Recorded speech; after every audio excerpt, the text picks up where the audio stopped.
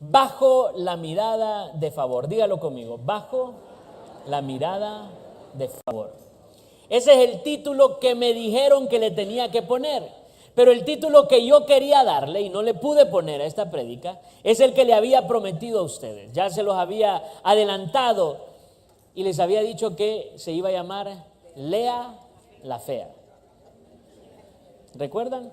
Algunos lo recordarán que habíamos hablado, que yo les había prometido que íbamos a hablar de Lea la Fea y pues hoy nos toca, me lo pusieron allá, ya me había dicho Pablito, me dice, pastor, cuando usted lo anuncie yo le voy a poner el otro título, pero no, el título es este, Bajo la mirada de favor. Gracias, Pablito, muy bien, le damos un aplauso a Pablito allá atrás, muy atento, ayudándome a predicar. Y vamos a ir para entender, esta es una maravillosa novela, para poder entenderla y disfrutarla, vamos a ir a Génesis capítulo 27. El episodio de hoy nos toca en Génesis capítulo 27. Un episodio maravilloso, pero quiero mostrar un poco del contexto, quiero que regresemos un poco porque hay una secuencia, hay una historia que hemos estado revisando, que hemos estado repasando. El episodio anterior era de Jacob. Recuerdan, hace algunos domingos habíamos hablado de la vida de Jacob y habíamos contado un poco de ese Jacob. Pero para ir un poco más atrás, estamos hablando de ese favor de Dios. Ese favor de Dios que Dios lo promete a Abraham, que le dice, te bendeciré. Primero le dice, ve a la tierra que yo te mostraré. Le dice, te bendeciré, te haré famoso y serás de bendición. En otra ocasión Dios lo había invitado y le había dicho, mira las estrellas y si puedes, enuméralas, cuéntalas. Después le dice, mira la arena en el desierto. Le dice, y si puedes, cuenta los granos. Y le promete, así será tu descendencia. Esa era la promesa de Dios a Abraham. Luego vamos siguiendo y el nieto de Abraham es este Jacob. Y recuerdan que es un personaje, bueno, toda la familia, vamos viendo cómo ese favor de Dios no se recibe como la gente espera.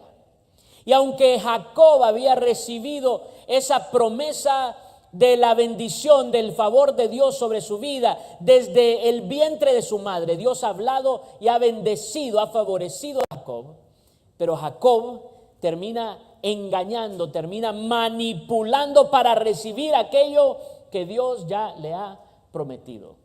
Pero era un poquito obvio porque el nombre Jacob significa engañador. Es el engañador. Jacob es un engañador y él anda engañando, él anda manipulando para conseguir, sin darse cuenta que Dios ya se lo había dado desde el vientre de su madre.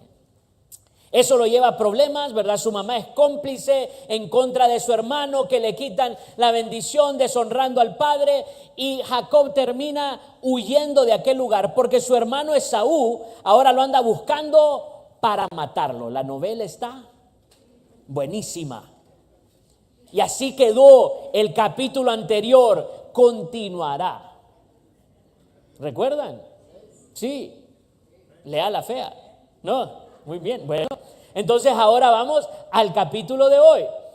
Jacob va huyendo, pero en esa huida ya está lo suficientemente lejos y él piensa que puede llegar, que ya está cerca de un lugar donde él puede descansar, donde alguna gente, algunos familiares conocidos, y llega a aquel lugar y a quien encuentra un pozo que está sellado. Que quiero contar bien la historia. Encuentra un pozo que está sellado y encuentra a una muchacha hermosa llamada Raquel. Ahora, ¿qué sucedía? Ese pozo le ponían entre varios hombres, los que cuidaban las ovejas, los que cuidaban los rebaños, entre todos tenían que mover una gran piedra.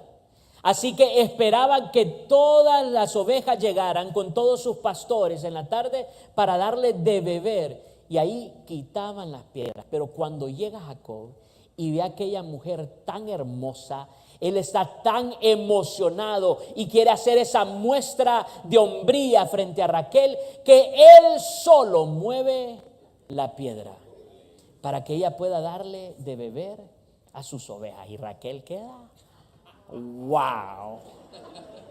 ¡Qué hombre!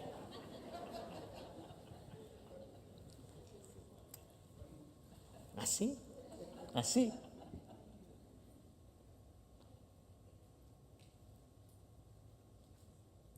Jacob está dispuesto a trabajar 14 años por ella. Para él Raquel es el sol que ilumina su mundo. Pero en esta historia está otro personaje también. Un personaje quizás no solo secundario, quizás no solo un personaje olvidado, sino que Lea representa la decepción de su esposo y representa un inconveniente, un trámite pendiente para su padre, porque se tiene que deshacer de ella. Porque en la tradición no podían casar a Raquel, la que querían, sin casar a Lea. Entonces el engañador termina siendo engañado por su suegro, porque aquel, ¿verdad?, quedó enamorado, quedó flechado, como decimos nosotros, y dice, cuando Labán le dice, porque Jacob empieza a trabajar y muy bien y está produciendo, entonces Labán, su suegro, le dice, pídeme cualquier cosa, ¿qué es lo que quieres? Y él le dice, yo voy a trabajar 7 años. Algunos de ustedes ya conocen, ya vieron este capítulo, pero para los que no lo conocen tenemos que repetirlo. Él dice, yo voy a trabajar 7 años por Raquel. Y Labán le dice, está bien, trabaja los 7 años, llega aquel momento que le entrega a su hija, pero entre el fiestón y quizás las velas que se apagan y aquellos velos que tapaban todo aquel encuentro, en lugar de darle a Raquel, Labán le da a Lea. Y amanece aquel hombre y dice, me dieron a la fea.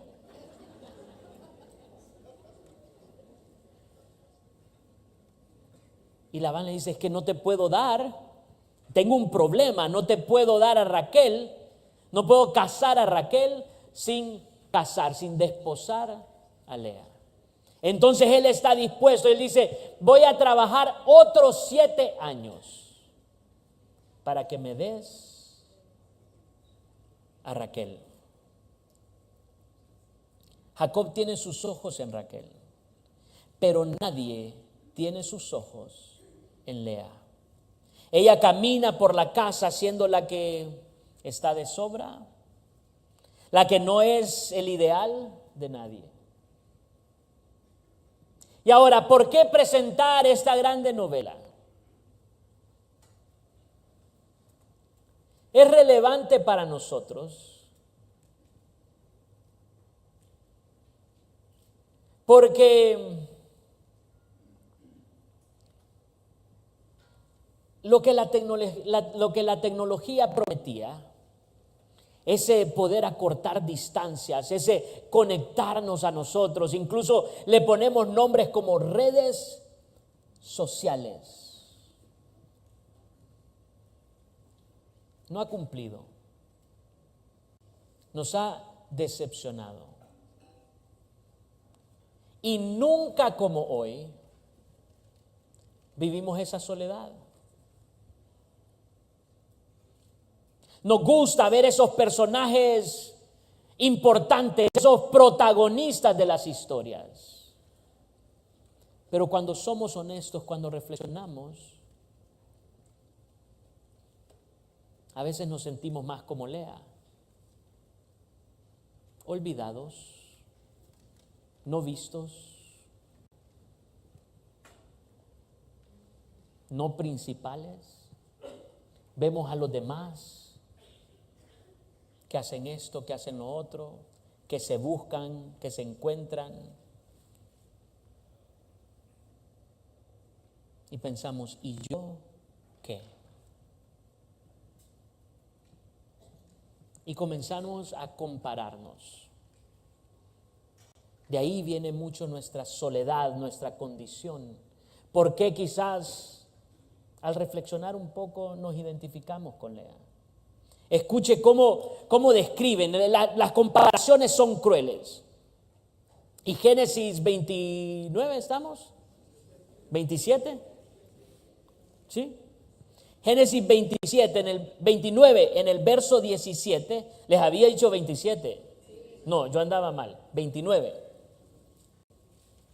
Génesis 29, en el verso 17, es duro, es fuerte. Las comparaciones, escuchen lo que dice de estas hermanas. Dice, no había brillo en los ojos de Lea, pero Raquel tenía una hermosa figura y una cara bonita. Raquel, el paquete completo. Bueno, de afuera, ¿verdad? Físicamente, lo que vio en el pozo aquel hombre. Y Lea, no había brillo en sus ojos. Otra manera de traducirlo era de ojos blandos. Que yo no sé qué significa ojos blandos, pero no suena como algo atractivo, ¿verdad?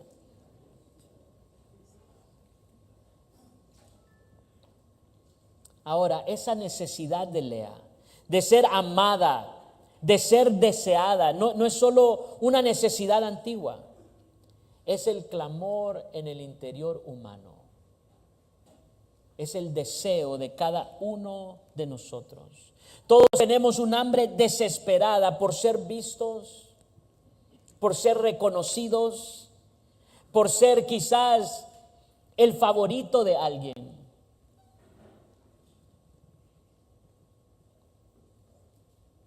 Ahora, podemos asumir de la historia que las continuas comparaciones de Lea con su hermana, las que otros hacían y decían, o quizás las que ella misma pensaba insistentemente, han marcado a Lea profundamente. Quizás son esas comparaciones las que han apagado el brillo de sus ojos. Ahora, ¿por qué quiero hablar de esto? Porque esas comparaciones nos están afectando a nosotros también. Hay un escritor, yo respeto mucho, valoro su trabajo. Hay un escritor que se llama Jonathan Haidt. Nos ha dado como 3 libros impactantes, necesarios. Es un investigador y un analista de nuestra sociedad, de lo que estamos viendo. Y hay algo que él está llamando la pandemia de nuestro tiempo. Y él está diciendo, no es la pandemia que acabamos de vivir, es la pandemia que están sufriendo nuestras adolescentes. Porque en los últimos años, los suicidios entre las niñas adolescentes se han triplicado. Alarmante. Han aumentado en un 200%. De por sí, los suicidios no son muy comunes entre mujeres. Siempre las estadísticas de los varones en suicidios han sido mayores porque los hombres, nosotros somos más físicos en nuestra agresión hacia otros y hasta hacia nosotros mismos. Pero que entre niñas, que entre adolescentes se hayan triplicado los números, debería de alertarnos. Ahora, Haidt se pregunta, ¿por qué ha sucedido esto? ¿Dónde se dio el cambio? ¿Dónde empezaron a escalar estos números? Y comienza a revisar el historial y encuentra ese punto de inflexión, ese momento donde algo sucedió en nuestra sociedad que comenzó a elevar esa estadística. Y el punto que él encuentra es el momento donde los teléfonos inteligentes que tenían redes sociales en esos teléfonos fueron accesibles para nuestras niñas adolescentes. Ese tiempo donde se está formando la identidad, donde estamos descifrando quiénes somos, queremos definirnos buscando agradar a otros, pero ya no es mamá, papá, mi escuela, mi iglesia, sino que ahora es el mundo entero. Y los estándares son lo que posteamos en las redes sociales: el viaje, el avión aquí, el banquete allá, otra cena aquí, con otros amigos, sonriendo. No, nunca ponemos aquel momento triste. Nunca ponemos cuando peor nos vemos. No solamente ponemos la mejor foto, sino que con todos los filtros disponibles. Salió lisito el hermano, dicen.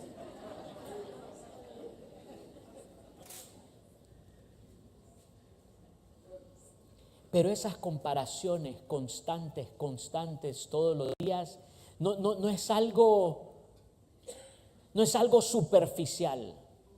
Es algo que está sacudiendo la médula, lo central de nosotros. Y sería lo suficientemente alarmante si esto fuera solamente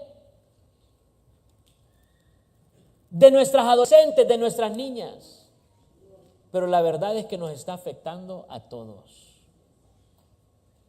Las mujeres casadas, viendo las vidas, comparándose con lo que otros están viviendo y haciendo. A esta sí le dan flores, a esta sí le dedican rancheras, y las de Vicente. Los hombres que somos muy tentados por los ojos, viendo quizás las señoras de otro.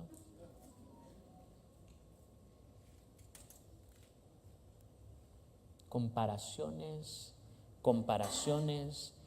crueles que nos están afectando.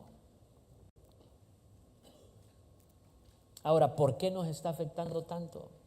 Porque el mundo se ha convertido en un escaparate global de Raqueles. Lo idealizado, lo perfecto, lo filtrado. Y millones de jóvenes se sienten como Leas frente al espejo. Pero no solamente son nuestras jóvenes, sí, la adolescente que busca en los likes y en la validación masculina lo que Lea buscaba en la mirada de Jacob. Pero también está el profesional que se desvive por impresionar a veces a alguien específico, a su jefe, a veces un círculo de amigos, a veces otros que ni sabemos identificar y ponerle nombre. Pero aquel profesional está dispuesto a trabajar 7 años y otros 7 más para poder impresionar, para poder obtener ese estatus que piensa que le va a dar el reconocimiento, la mirada de otros. Aunque le toque sacarlo al crédito, en cuotas, y que nunca le terminará dando la paz que busca. O quizás aquella madre que se siente invisible en su propia casa, haciendo tareas que nadie agradece, sintiendo que su valor se desvanece, que sus mejores años los ha perdido, porque nadie la mira de verdad.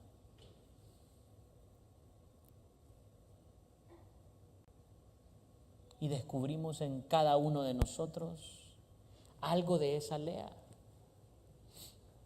Porque vivimos en un tiempo de comparaciones. Y las comparaciones son crueles. Dígalo conmigo, las comparaciones son crueles. Y es que lo peor que yo encuentro en las comparaciones es que en realidad nos mentimos a nosotros mismos cuando nos comparamos. Porque no hacemos ejercicios abiertos, completos de comparación. De decir, yo tengo todo esto, me hace falta todo esto, y este otro tiene todo esto, pero también le hace falta todo esto. Usualmente cuando nos comparamos, nos enfocamos en una cosa. Esa cosa que yo no tengo, pero que asumo que todos los demás la tienen. Cuentan de un hombre, una persona calva, que lo invitaron para presenciar, para ser un observador y acompañar una asamblea de ciegos. Aquel hombre al final se le acerca a un amigo y le pregunta, ¿cómo te fue en la asamblea de los ciegos? ¿Qué notaste? Y dice el hombre, noté que todos tenían pelo.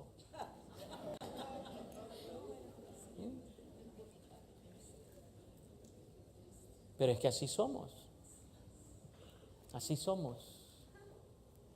Está toda la pared pintada en blanco y allá está la mancha.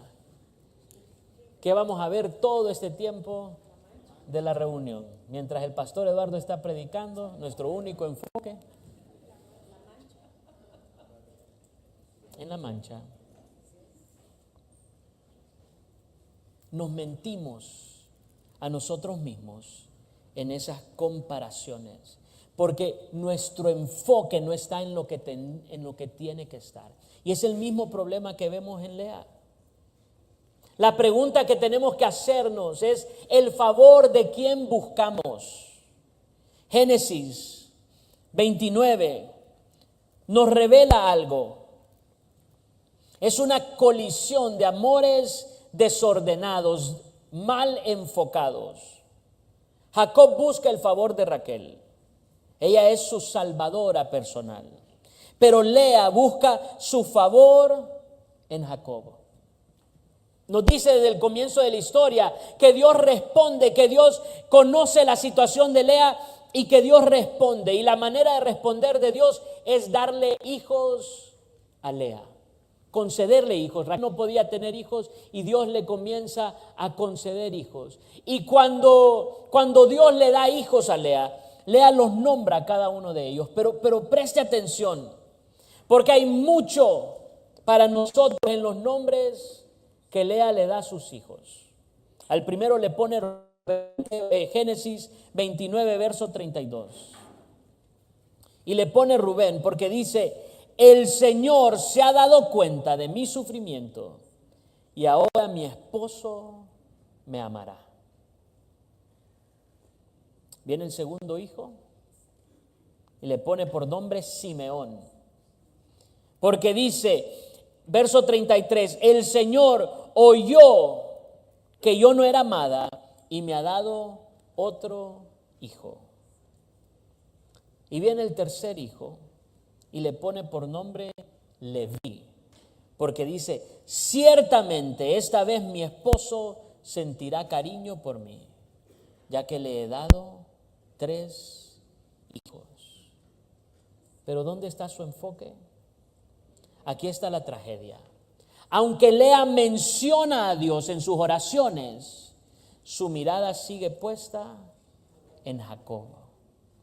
Ella usa a Dios como un medio para alcanzar su verdadero ídolo.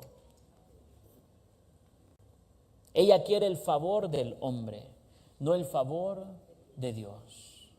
Ella está atrapada en la esperanza de que un logro más, de que un hijo más, de que si Dios me da esto, que si Dios me da lo otro, esa será la herramienta de manipulación para que finalmente Jacob abra sus ojos y la reconozca y la mire, porque el favor que busca Lea es el favor de Jacob. Ella busca en Jacob su plenitud y para ella Dios es simplemente el medio, el medio. Y esta verdad tiene que golpearnos a nosotros. Tiene que impactarnos fuertemente. Porque aunque la novela se llame Lea la Fea, el verdadero ignorado en esta historia es Dios. Dios ve, Dios oye, pero es Dios el ignorado. De hecho, el nombramiento del tercer hijo de Lea, de Leví, revela que por mantener su enfoque en Jacob, Lea ya ni reconoce que es Dios quien le ha concedido el favor. Hacemos con el primer hijo, le pone: el Señor se ha dado cuenta de mi sufrimiento y ahora mi esposo me amará. Su enfoque, sus ojos en su esposo. Luego, el Señor oyó que yo no era amada y me ha dado otro hijo. Su enfoque siempre en el esposo o en el hijo aquí. Pero llega Leví y dice: ciertamente esta vez mi esposo sentirá cariño por mí, ya que le he dado yo 3 hijos. ¿Y el gran ignorado? Dios. Esto tiene que impactarnos en el texto, porque desde el comienzo de esta historia, desde el verso 31, leemos que Dios vio, dice, el Señor vio que Lea no era amada y le concedió que tuviera hijos. Dios es el gran ignorado de la historia. Mientras Lea sufre por el desaire de Jacob, el rey del universo la está mirando con ternura infinita. Él interviene, Él responde, Él la favorece. Dios está tratando de decirle a Lea: yo te veo aunque Él no lo haga. Yo te amo aunque Él no pueda.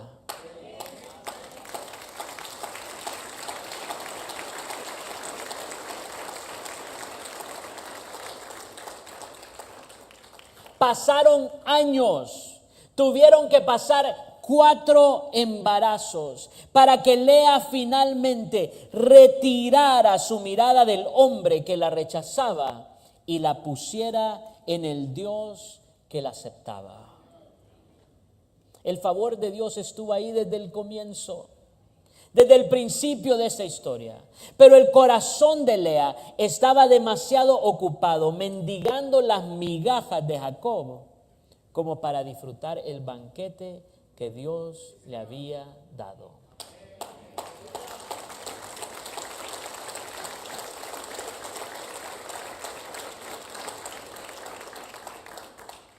Y lo voy a repetir porque yo sé que Dios nos está hablando en esta hora.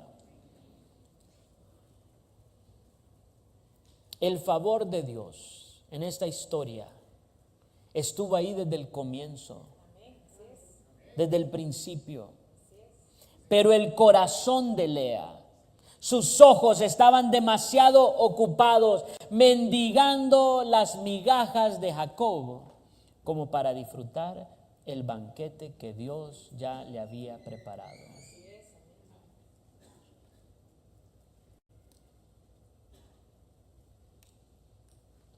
Hoy vamos a liberarnos. Hoy vamos a entender dónde está la victoria. Todo cambia en esta historia con el cuarto hijo. Llegamos al verso 35. Aquí nace su cuarto hijo y algo se rompe, o más bien algo se sana en Lea. Sus ojos se ubican correctamente. Ella ya no dice: ahora Jacob me verá. Su enfoque, su mirada cambia y ella dice: ahora alabaré al Señor.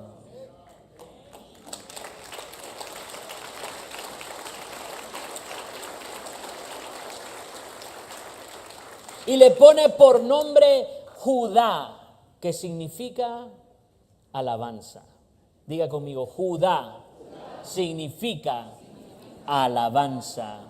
Y repitamos lo que dijo Lea: ahora alabaré al Señor. Y es que la alabanza es la respuesta apropiada. sanadora y catalizadora al favor de Dios.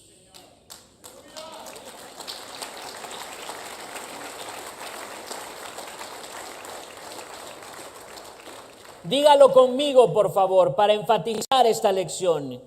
La alabanza es la respuesta apropiada, sanadora y catalizadora al favor de Dios. Así es.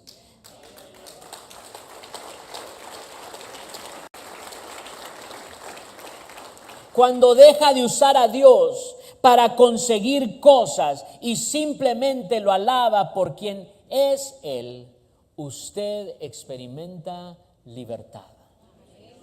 Libertad de esas ataduras, libertad de esa comparación, libertad de la crueldad de las comparaciones, libertad del andar buscando, mendigando el favor de aquellos que no pueden, que no tienen los recursos para ofrecernos, para darnos aquello que solamente Dios nos puede dar.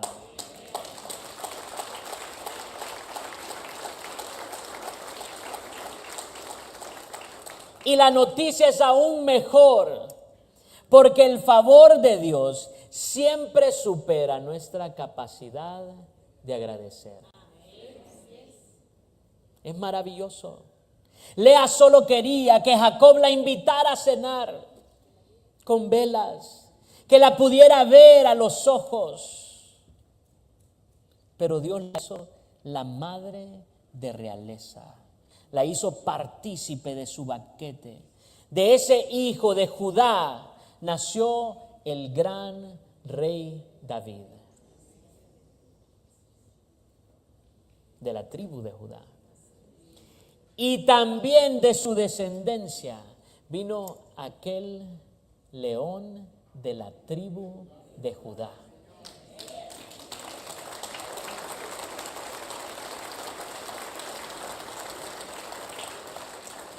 El favor de Dios hecho carne en Jesucristo. De esta mujer, no tan atractiva, no tan apreciada, ignorada, desechada, pero que Dios había puesto su mirada en ella. Cristo es el cumplimiento del favor de Dios para todas las leas del mundo. Cristo es el cumplimiento del favor de Dios para todas las leas del mundo, para todos los que en algún momento nos hemos sentido despreciados, para todos los que nos hemos sentido ignorados, para todos los que hemos buscado encajar, ser parte del grupo.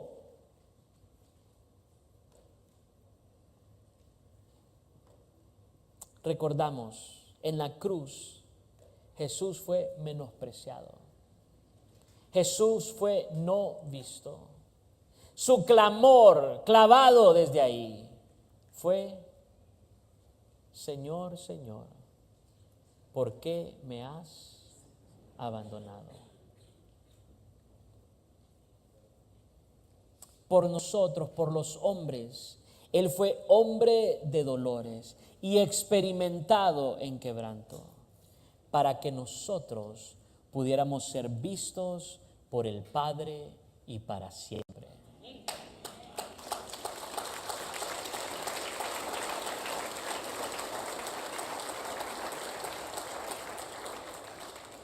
Yo creo que muchos de ustedes no me están entendiendo, no están escuchando con atención. Pueda que nos sintamos como esas leas.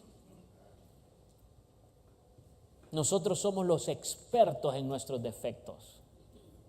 Y solo dije defectos y usted ya pensó en 3.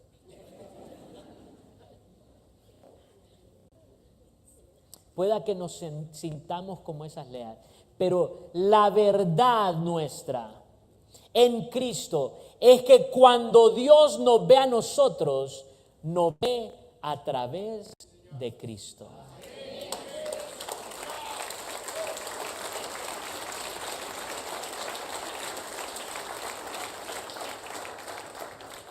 Y todas las mamás pueden dar testimonio que su bebé ha sido el bebé más bello. ¿Recuerda, Jorge? Bellísimo. No hay. Suelte fuerte ese aplauso. En especial si tiene a su bebé ahí al lado.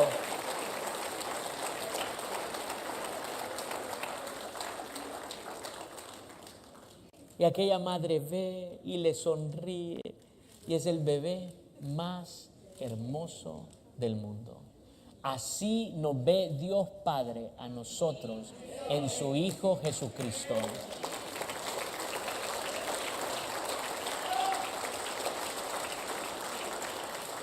Así que afirmamos, hoy no alabamos para ser vistos, sino que hoy alabamos porque ya fuimos vistos por Dios en Cristo Jesús. Amén. Acompáñenme, músicos, corriendo. Ustedes los invito a ponerse en pie.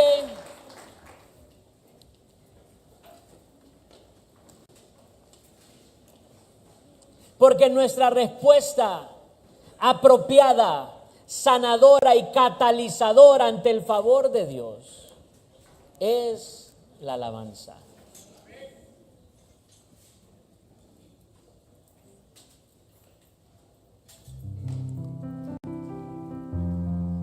Y antes de que cantemos, que cantar es ese apoyo, esa muleta o ese bordón que nos va a apoyar para poder realizar este acto. Yo quiero recordarles, hace algunas semanas lo hacíamos aquí. La alabanza es muy parecida a la gratitud, con una diferencia importantísima. Y es que alabanza es la expresión, la manifestación de nuestra gratitud. Entonces, sí podemos sentir gratitud, ¿verdad? A veces la sentimos muy adentro, nos sentimos muy agradecidos. Podemos sentir la gratitud, pero no podemos sentir la alabanza, porque la alabanza se tiene que expresar, manifestar. Así que vamos a hacer un ejercicio. Judas, vamos a hacer un ejercicio de alabanza. Y antes de hacerlo, quiero leer esto que es un regalo maravilloso. Salmo 63. De la descendencia de Lea, la agraciada, la que fue mirada por Dios, la que fue escuchada por Dios. De su descendencia nació un cantautor maravilloso que escribió el Salmo 63. Y me gusta el título de este salmo porque nos ubica. Dice, Salmo de David, de cuando estaba en el desierto de Judá. Y hoy aprendimos que Judá significa alabanza, alabanza. El desierto no es un lugar que pensamos, es difícil, es árido, es seco. Pero como buen tataranieto de Lea, David aprendió aún en ese desierto a alabar. Dice Salmo de David cuando estaba en el desierto de Judá. Verso 3. Y canta David, tu amor inagotable o tu favor. Dice, tu amor inagotable es mejor que la vida misma. Cuánto te alabo. Te alabaré mientras viva y a ti levantaré mis manos en oración. Tú satisfaces más que un suculento banquete. Te alabaré con cánticos de alegría. Recostado me quedo despierto y pensando y meditando en ti durante la noche. Como eres mi ayudador, canto de alegría a la sombra de tus alas. Amén.